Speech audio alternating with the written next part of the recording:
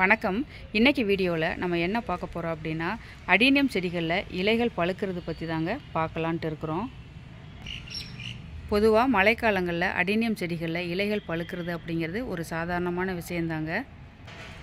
இருந்தாலுமே புதுசாக அடீனியம் செடிகள் வளர்க்குற உறவுகள் ஒரு சிலர் என்கிட்ட வாட்ஸ்அப்பில் கேட்டதால் இதை வீடியோவாக ஷேர் பண்ணோன்னா பார்க்குற உறவுகளுக்கும் பயனுள்ளதாக இருக்கும் அப்படின்ட்டு தான் இந்த வீடியோ ஷேர் பண்ணலான்ட்டு இருக்கிறேன். பொதுவாக மழைக்காலங்களில் அடீனியம் செடிகள் பூக்கள் கொடுக்கறத நிறுத்திடுங்க. அதே மாதிரி இலைகள் தன்னைத்தானே உதிர்த்து சரி செய்கிற ஒரு நிகழ்வு தாங்க அது. அதனால் இலைகள் இது மாதிரி பழுத்து உதிரும். அதுக்காக நம்ம பயப்பட தேவையில்லை.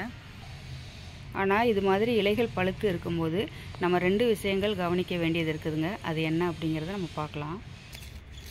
இப்போது நம்ம பார்க்குற மாதிரி இந்த கிளையில் இலைகள் பழுத்துருக்குது பாருங்கள். ஆனால் நுனி இலைகள் நல்லா தாங்க இருக்குது, எதுவும் இல்லை. இந்த கீழே உள்ள இலைகள் பழுத்துருங்க. பழுத்து அதுவாகவே உதிர்ந்துடும். இது ஒன்றும் நமக்கு பிரச்சனை இல்லை. ஆனால் இதில் பாருங்கள், நுனி இலை வர கருகின மாதிரி இருக்குது பாருங்கள். நல்லா பழுத்தும் இருக்குது.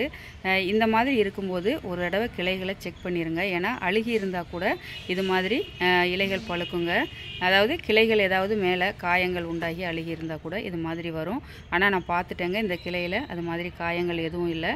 அதனால் நான் இந்த இலைகளை நான் எதுவும் செய்ய போகிறது இல்லைங்க. அது தானாகவே உதிர்ந்து சரியாகிடும்.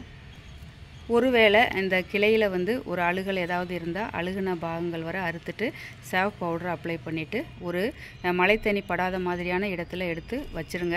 ஒருவேளை உங்களுக்கு அது மாதிரி இடம் இல்லை அப்படின்னா இது மாதிரி ஒரு கிராஃப்டிங் கவர் இருக்குது இல்லைங்க, அது எடுத்து நம்ம கிராஃப்டிங் பண்ணுறதுக்கு எப்படி மேலே கிளை மேலே வச்சு நம்ம ஒரு பேண்டு போட்டு கட்டி விட்டுருவோம் இல்லைங்க, அது மாதிரி போட்டு கட்டி விட்டுருங்க. ஏன்னா நேரடி மழை தண்ணி பட்டால் கூட மீண்டும் அதில் அழுகல் வராதுங்க. பழுத்த இலைகளை கையால் ஒடிச்சு விடாதீங்க. ஏன்னா நல்ல பழுத்த இலைகள் அதுவாகவே உதிர்ந்துடுங்க. நாமளாக ஒடிச்சு விடும்போது அந்த கிளைக்கும் அந்த இலைக்கும் இடையில் ஒரு உயிர்ப்பு தன்மை இருக்குங்க. அப்போ நம்ம ஒடிச்சு விடும்போது அந்த இடத்துல காயங்கள் வர்றதுக்கான வாய்ப்புகள் அதிகமாக இருக்குது. அதனால் அது மாதிரி கையால் ஒடிச்சு விடாதீங்க.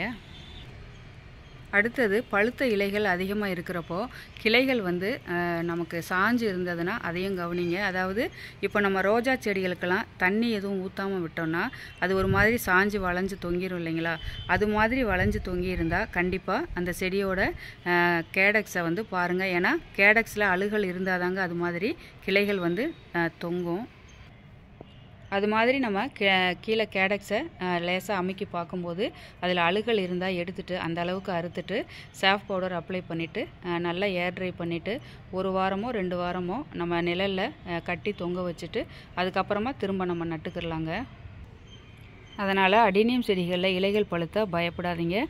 சின்ன சின்ன விஷயங்கள் நம்ம சரி பார்த்து அதை ஆரம்பத்திலே கண்டுபிடிச்சிட்டோன்னா நம்ம செடிகளை நல்ல முறையில் பராமரிச்சுக்கிடலாங்க. இன்றைக்கி வீடியோ பார்த்துட்டு உங்களுக்கு பிடிச்சிருந்தா கண்டிப்பாக கமெண்ட்ஸில் உங்களோட கருத்துக்களை பதிவு பண்ணுங்கள். இதுவரை வீடியோ பார்த்ததுக்கு ரொம்ப நன்றிங்க.